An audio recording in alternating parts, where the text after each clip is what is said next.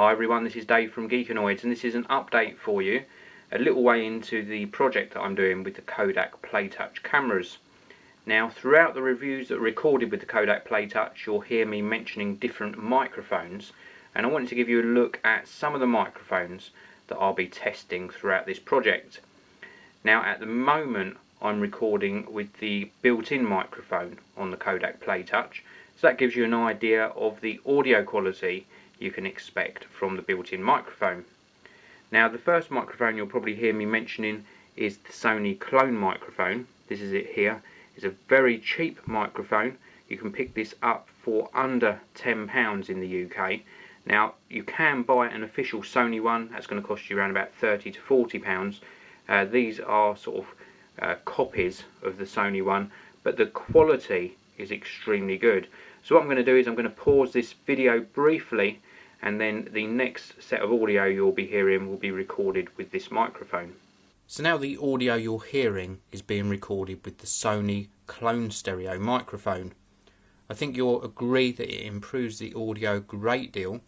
It's also a little bit directional in the fact that you can rotate it whilst it's in the socket. Now I'm going to do that whilst it's plugged in. So I can rotate this microphone round. I know you can't see this happening on camera, but it will affect the sound very slightly. You can also angle it either away from you or towards you, which I'm doing now as I'm speaking, just to see if that picks up any difference in the sound quality. Now, the next microphone I'm going to show you is this one from Yoga.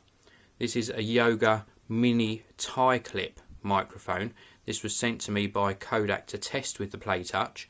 You can see that it's got a nice grippy clip to clip onto your tie or collar, a little tiny sort of foam windshield, and a very generous cord with a 3.5mm audio jack. So I'm going to plug this in now, and the next audio you'll be hearing is with the Yoga mini tie clip microphone. So now I'm recording with the Yoga mini tie clip microphone. I'm actually holding it in front of the camera at the moment, so the camera is between myself and the microphone. This is an omnidirectional microphone, model number EM1, quoted as having a frequency response of 20 Hz to 16 kHz. It's omnidirectional and its impedance is 1000 ohms, and it plugs in via that 3.5mm audio jack on the top of the Kodak Playtouch. So let me just bring this round behind the camera. So now this is sort of in a position where you might have it clipped to your collar or your tie, and this is the audio quality you can expect to achieve with the Yoga EM1. So now I'm recording with the Yoga EM278 stereo condenser microphone. Now this is another one that Kodak sent to me to test with the Kodak Playtouch.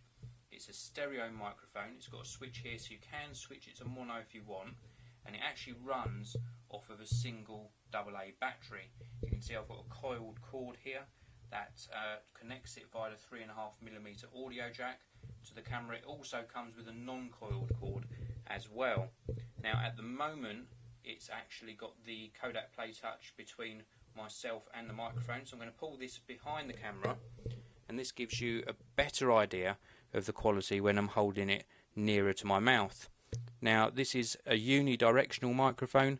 Its output impedance is 600 ohms, and it's claimed to have a frequency response of 100 to 16 kHz.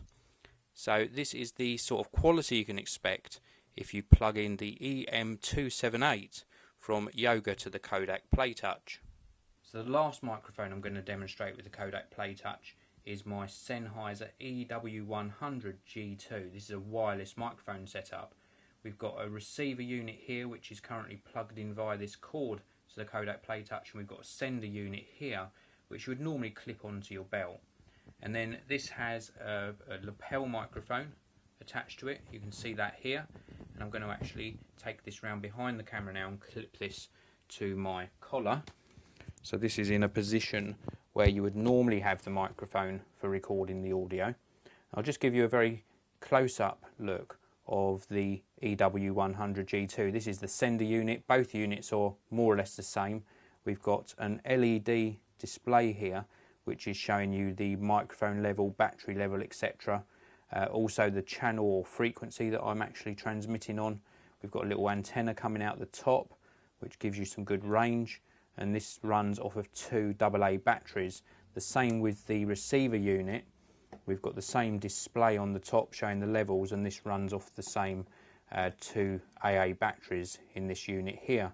And this gives you an idea of what you can achieve sound quality wise if you invest a little bit more money. These are quite expensive, so not everyone's going to run this sort of setup with the Kodak Playtouch. It's a bit of an overkill really, but it certainly gives you an idea of the type of audio quality you can achieve with all these different microphones.